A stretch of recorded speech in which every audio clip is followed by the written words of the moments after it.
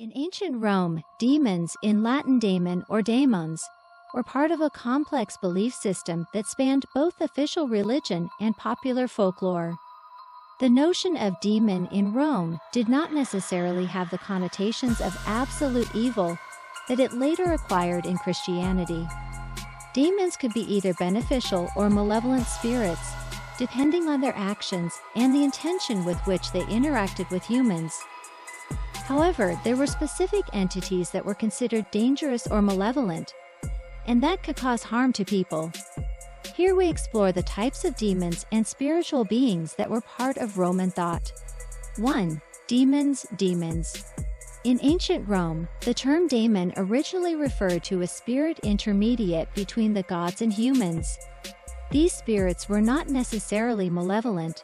They could be protective guardians or entities that conveyed the will of the gods.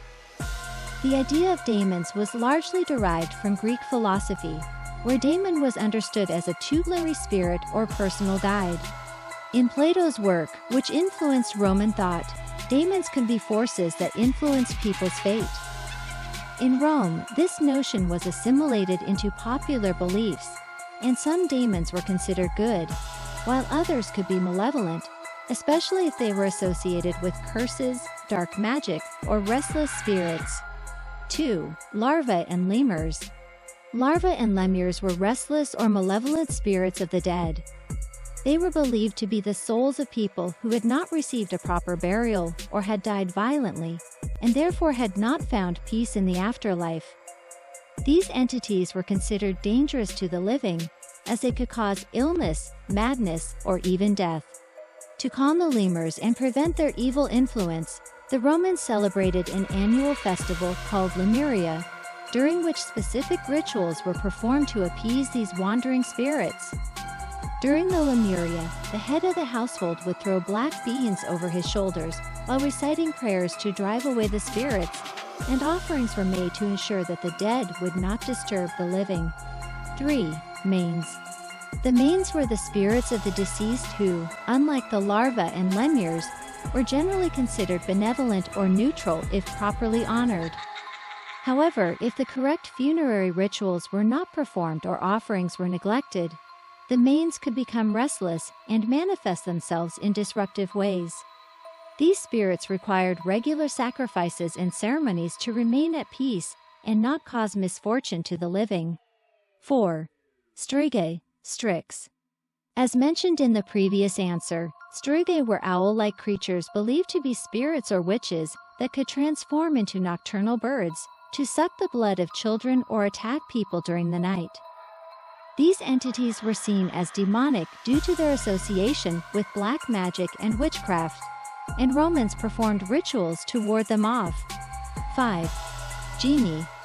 Genii were personal or place guardian spirits. Each person had a genius, who acted as their protector and spiritual guide throughout their life. There were also genii for homes, cities, and even armies. Although genii were generally considered benevolent, they could become dangerous or evil if they were disrespected or offended. For example, if the home was desecrated or rituals honoring the genius loci, spirit of the place, were neglected, this spirit could bring misfortune. 6. Nocturnal. Nocturnae were spirits or demons associated with night and darkness. They were considered responsible for causing nightmares and sleep disorders. Some accounts suggest that these entities could visit people during the night to frighten them, or even suffocate them while they slept. They were comparable to incubi and succubi in later medieval demonology, although their conception in Roman antiquity was less elaborate. 7.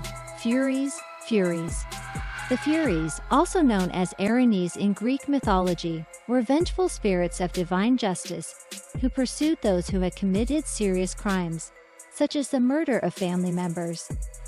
Although they were not demons in the strict sense, they served a function similar to that of vengeful spirits, pursuing and punishing the guilty until they atoned for their crimes. The Romans believed that these deities had the power to drive their victims mad with their anger. 8. Vanth and Charon, Etruscan death deities. Although originally from Etruscan mythology, some deities of death and the underworld were assimilated into Roman culture. Vanth was a female figure associated with death, and Charon was an infernal demon who guided souls to the underworld.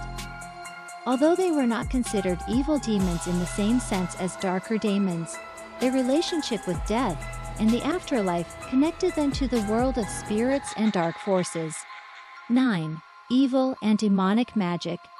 In ancient Rome, belief in magic and spells was common, and some of these rituals called upon spirits or demons to cause harm to enemies. The term maleficium referred to harmful magic, which could involve curses or the summoning of malevolent spirits to affect a person's health, fortune, or life. The practice of maleficium was considered a serious crime, and practitioners of demonic magic could be punished by death. 10. Exorcisms and protection against demons. Although the Roman religion did not have formal exorcisms as in later Christianity, there were rituals to ward off evil spirits. These rituals included sacrifices, offerings, the use of amulets, and the utterance of magic formulas. Protective amulets, known as fasten, were used to ward off the evil eye and demonic influences. In short, demons in ancient Rome were a mix of benevolent and malevolent spirits, vengeful deities, and entities related to death and the afterlife. Beliefs in these beings reflected the Romans' fears and understanding of life, death, and the supernatural world. Although their concept of a demon was not exactly the same as that of later Christianity, Roman ideas about dangerous spirits and entities laid the groundwork for the demonological beliefs that would later develop in Europe.